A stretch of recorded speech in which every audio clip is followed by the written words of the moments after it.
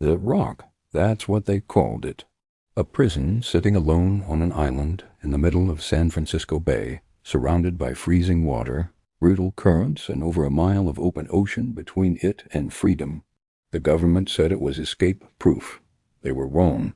And the men who proved them wrong, most of them paid with their lives, but a few simply vanished. These are 5 escape attempts that shocked America and still haunt us today. If you're already hooked, hit subscribe right now, because this story only gets stranger from here.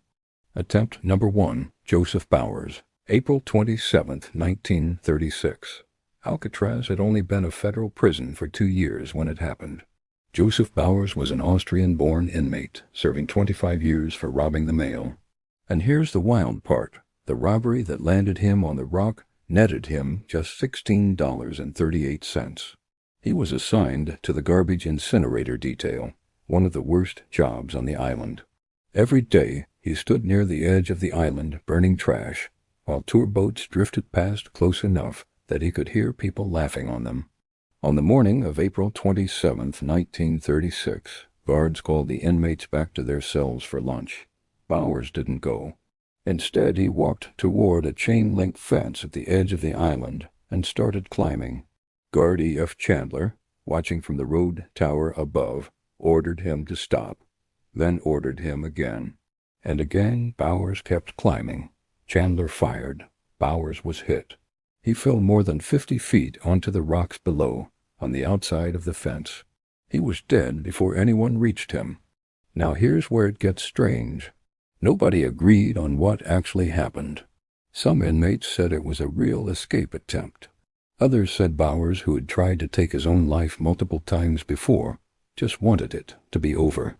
Some witnesses claimed he wasn't escaping at all. They said he was simply trying to feed a seagull that had landed near the barbed wire. We will never know the truth. What we do know is this. He cleared the fence.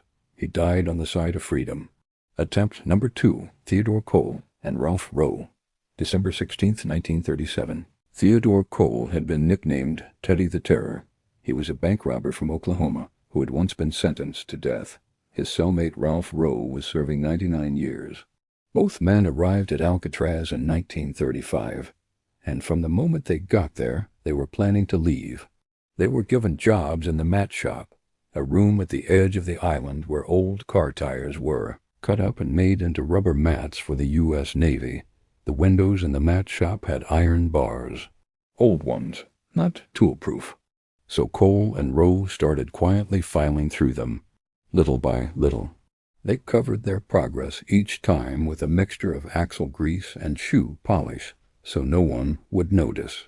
They waited for the perfect moment. On December 16, 1937, the perfect moment arrived. That morning, one of the densest fogs in San Francisco history rolled across the bay. Visibility dropped to almost zero. Marine traffic stopped. Guards could barely see their own hands. At 1 p.m., both men were counted present at the head count. At 1:30 p.m., they were gone. They had punched through the glass, forced a gate open with a stolen wrench, dropped 20 feet to the water, and disappeared into the fog. The bay currents that day were running at 7 to 9 knots. The water temperature was between 46 and 58 degrees Fahrenheit. Warden Johnston said plainly, "The water is too cold, the tide running too high, and land is too far." But no bodies were ever found. The FBI followed leads for years. A crime spree in Oklahoma in 1938 that matched their description. A newspaper report in 1941 claiming the 2 men were living comfortably in South America. None of it was ever confirmed. None of it was ever ruled out. They walked into that fog and were never seen again. To this day, nobody knows what happened to them. Attempt number 3, the Battle of Alcatraz, May 2nd to 4th, 1946. If the first 2 stories were quiet disappearances, this one was a war. Bank robber Bernard Coy had been watching the guards for months. He noticed one small flaw in the prison's design. The bars protecting the elevated gun gallery were slightly weaker than the rest, and he came up with one of the most extreme plans in prison history to exploit it. He started losing weight on purpose, 20 pounds, enough to squeeze through. On the morning of May 2nd, 1946, Coy smeared himself in axle grease, bent the bars with a homemade tool, and squeezed into the gun gallery. He attacked the guard inside and lowered stolen weapons, a rifle, a pistol, and ammunition, down to his crew waiting below. Within minutes, 9 prison guards had been taken hostage and locked inside 2 cells. The plan was to use the guards as human shields, walk to the island dock, take the boat, and escape, clean and fast. But it fell apart because of one key. The key to the recreation yard door, the one they had to have, was missing. Guard William Miller, one of the 9 hostages, had secretly slipped it into the toilet of the cell where he was being held. Without it, the door wouldn't open. The escape was dead. Trapped, armed, and cornered, the situation turned into something much darker. Inmate Joe Kretzer, encouraged by 2 others who told him to leave no witnesses, pointed his gun at the cells holding the 9 hostage guards and fired into them. Miraculously, only 1 man died from those shots. Guard William Miller, the same man who had hidden the key. Then the Marines arrived. For 2 full days, the U.S. Marines and prison guards fought to take back the prison. They drilled holes in the roof and dropped live grenades down on ropes. They fired through the walls. Tear gas filled the corridors. Inmates hid behind mattresses just trying to survive. When it was finally over on May 4th, 5 people were dead, 2 guards. 3 inmates, including Coy, Kretzer, and Hubbard, found cold in a utility corridor. 2 surviving ringleaders were executed in the gas chamber at San Quentin in 1948. The escape had failed completely. But the rock had never looked more breakable. Attempt number 4, John Paul Scott, December 16, 1962. Here's a detail that will stop you cold. The date of this escape was December 16, 1962, exactly 25 years to the day after Theodore Cole and Ralph Rowe vanished into the fog. Coincidence, probably.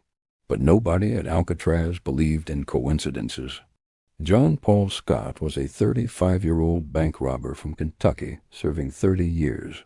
While working in the kitchen storage area, he and his partner, Darrell Parker, bent the bars off a window in the basement, climbed down a rope they'd made, and got to the water.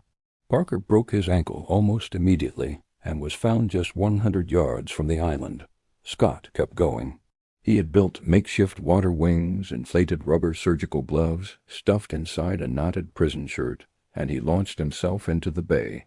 The water temperature was 54 degrees Fahrenheit. The currents were pulling him out toward the open Pacific. The Coast Guard was searching the bay and couldn't find him. Nearly 2 hours later, 4 teenagers near Fort Point, right beneath the Golden Gate Bridge, spotted a body lying on the rocks. They called the police, thinking the man was dead. He wasn't dead, but he was barely alive.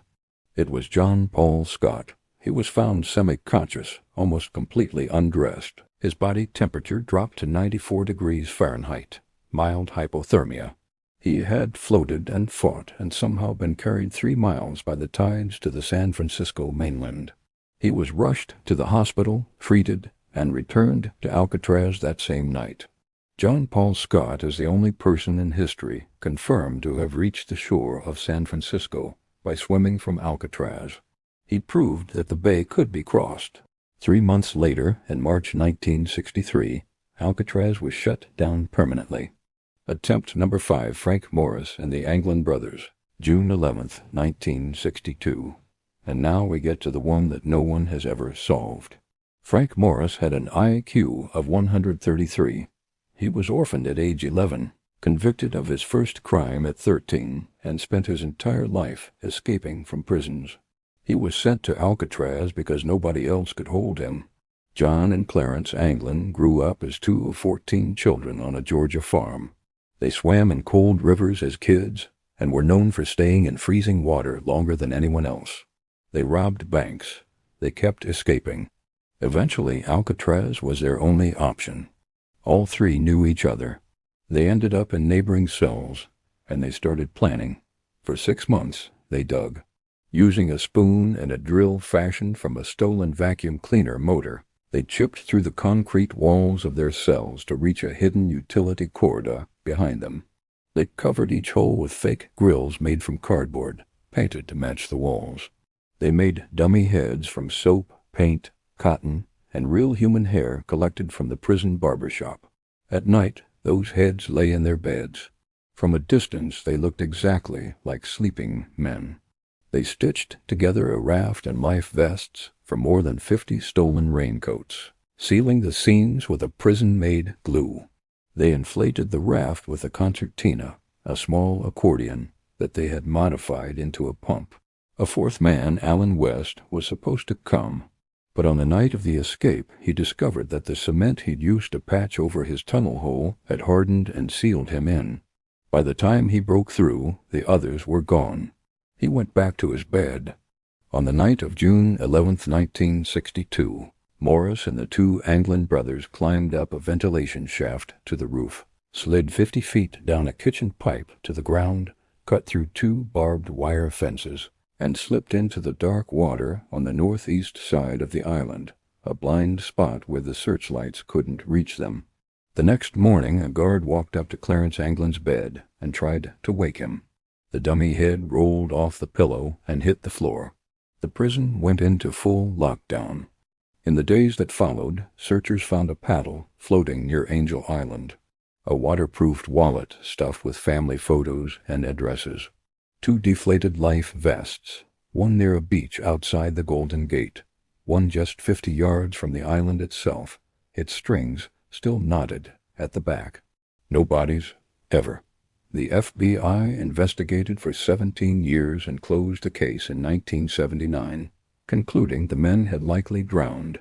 But the U.S. Marshals kept the case open until 2026. Then in 2013, a letter arrived at the San Francisco Police Department. The writer claimed to be John Anglin. He said all 3 of them had made it across the bay that night. He said Frank Morris died in 2008. He said Clarence Anglin died in 2011. He said he himself was 83, dying of cancer, and would turn himself in for medical treatment. FBI labs tested the letter for DNA, for fingerprints, for handwriting. The results were inconclusive. The writer was never heard from again. 5 attempts. 1 prison. A cold island in the middle of a bay that was supposed to be uncrossable. 1 man died at a fence nobody's sure he was even trying to climb. 2 men vanished into fog that was thick as pea soup. A war broke out that required the U.S. Marines and left 5 people dead. 1 man actually made it to shore and was sent straight back, and 3 men walked into the dark water of San Francisco Bay and were never confirmed dead. 60 years later, the files are closed. The prison is a tourist attraction. And the questions are still open. Did they make it? Nobody knows. And that, more than anything, is what makes Alcatraz the most haunting prison that ever existed.